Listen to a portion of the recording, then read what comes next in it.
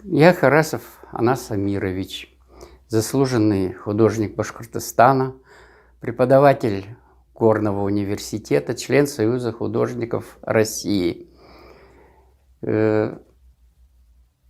Мое творчество прошло частично в Свердловской области, в Екатеринбурге, а родом я из поселка Янаул, Башкортостана.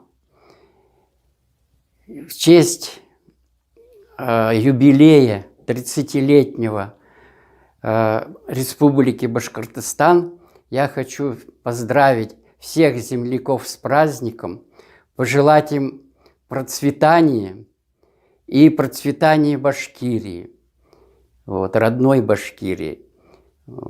И из Екатеринбурга с любовью.